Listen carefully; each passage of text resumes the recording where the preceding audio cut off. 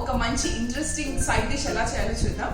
దీనికి కావాల్సిన ingredients: soya chunks about 25 తీసుకున్నాను, నెయ్యి ½ teaspoon, chilli powder ½ teaspoon, జీలకర్ర పొడి ½ teaspoon, coriander powder ½ teaspoon, salt to taste and కొన్ని వాటర్.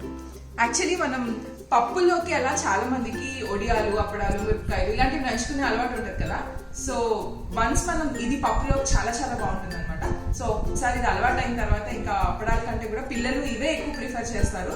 సో ఆబ్వియస్లీ మనకి హై ప్రోటీన్ ఇది, and at the same time ఆయిల్లో ఫ్రై కాకుండా ఉన్న ఐటమ్ కాబట్టి protein, rich in protein and at the same time healthy కాబట్టి ఇది చాలా బాగుంటుంది. So I hope you all like it. So let's get going. So ingredients అన్ని నోట్ చేసేసుకున్నారు కదా. ప్రొసీజర్ చాలా సింపుల్. సో ఫస్ట్ ఒక గిన్నె పెట్టుకోవాలి స్టవ్ మీద. ఆ గిన్నెలో సోయా చంక్స్ వేసేసుకుందాం అండ్ వాటర్ కూడా పోసేసుకుందాం. కొంచెం ఫిల్ అవ్వగా ఇంకొంచెం వాటర్ అనమాట. సో దీనికి వాటర్ ఎగ్జాక్ట్లీ మెజర్ ఏం లేదు, కొంచెం ఎక్కువైనా పర్వాలేదు. సో మనం స్టవ్ ఆన్ చేసుకుందాం అండ్ కొంచెం లైట్గా వాటర్, మరీ ఎక్కువ వేడి అవ్వకూడదు, బాయిల్ అవ్వక్కర్లేదు, కొంచెం లైట్గా బబుల్స్ వచ్చేంత వరకు బాయిల్ చేయాలి. ఇలా ఉడికొచ్చేసింది కదా, ఆఫ్ చేసేయచ్చు. ఇప్పుడు కొంచెం ఇది చల్లారేంత వరకు వెయిట్ చేద్దాం. సో ఇది చల్లారింది, మనం దీన్ని డ్రైన్ చేసుకుందాం అండ్ కొంచెం నార్మల్ వాటర్ యాడ్ చేద్దాము. సో దట్ ఆ వేడి ఇంకా కొంచెం పోతుందని ఇది యాడ్ చేసి లైట్గా స్క్వీజ్ చేసుకోవాలి. ఈ సోయా చంక్స్ తయారు చేసే ప్రాసెస్ మూలన ఇది ఎక్కువ 2-3 టైమ్స్ వాష్ చేసుకోవాలి. అప్పుడు అందులో ఏమైనా ఇసుక లాంటిది ఏదైనా ఉంటే కూడా పోతుంది. సో ఇట్స్ ఆల్వేస్ బెటర్ అన్నమాట 2-3 టైమ్స్ వాష్ చేయడం. సో మళ్ళీ ఒకసారి నేను రిన్స్ చేస్తున్నాను.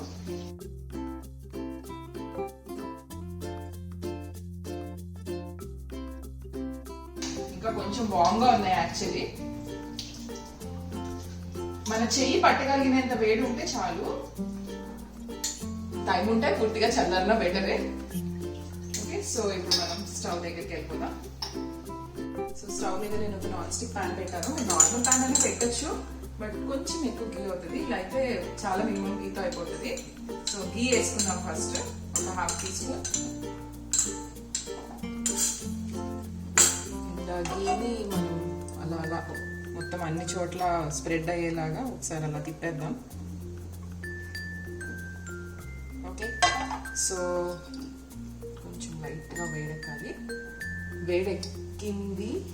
ఓకే, సో నేను సోయా చంక్స్ ఇందులో వేసేస్తున్నాను. మళ్ళీ ఎన్షూర్ మళ్ళీ ఇంకొకసారి స్క్వీజ్ చేసి ఇంకేమైనా రిమైనెంట్ వాటర్ ఉంటే అది తీసేసి అప్పుడు ఇది ఇందులో వేద్దాం.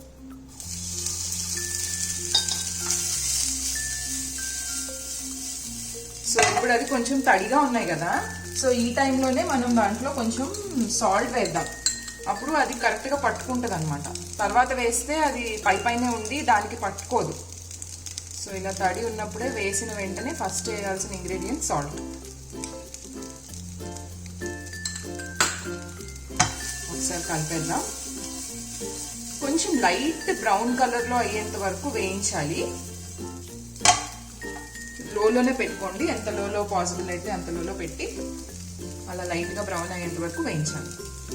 సో చూసారు కదా, ఇక్కడ చూడు ఇలా బ్రౌన్ కలర్లో అయింది కదా. సో ఇలా లైట్ బ్రౌన్ అయ్యేంత వరకు త్రూ అవుట్ మనం చక్కగా ఇలా ఫ్రై చేసుకున్న తర్వాత ఇప్పుడు దాంట్లో కొంచెం జీలకర్ర పొడి అండ్ ధనియాల పొడి రెండు వేసుకోవాలి.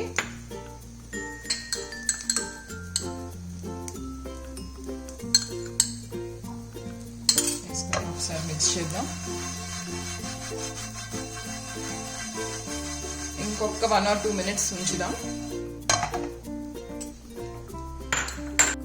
సో అన్ని ఇంగ్రీడియంట్స్ వేస్తాము. ఇంకా చిల్లీ పౌడర్ ఒకటి మిగిలింది, సో అది కూడా వేసేద్దాము.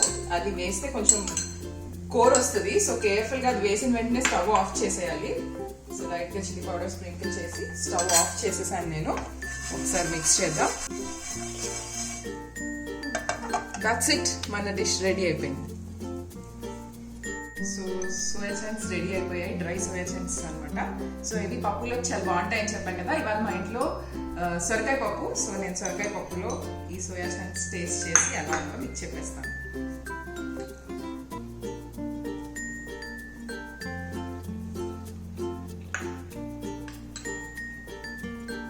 పర్ఫెక్ట్. సాల్ట్ చిల్లీ పౌడర్ అన్ని పర్ఫెక్ట్ గా సరిపోయాయి. సో ఇది వేడి మీద మాత్రమే కాదు, చల్లారిన తర్వాత కూడా బాగుంటుంది. సో పిల్లలకి నేను ఇది డబ్బాలో చాలాసార్లు పెట్టించాను అండ్ వాళ్ళ ఫ్రెండ్స్ కూడా చాలా బాగుంది, ఎలా చేసావు, మా ఇంట్లో ఇలా చేయరు, ఓన్లీ వెట్ గా చేస్తారు సోయా చంక్స్ అని అంటారు. సో అసలు ఇది ప్రొసీజర్ డిఫికల్ట్ కాదు, బట్ అవేర్నెస్ లేదు, ఇలా చేయొచ్చు అనేది కూడా కొంతమందికి తెలీదు. సో వాళ్ళందరికీ చెప్పడం కోసం ఫుడ్ బీట్ లో ఈ ఎపిసోడ్ మీ ముందుకు వచ్చేసింది. మీరు అందరు తప్పకుండా ట్రై చేయండి. I hope you and your kids will love it. And if you like our episode, don't forget to like, share and subscribe.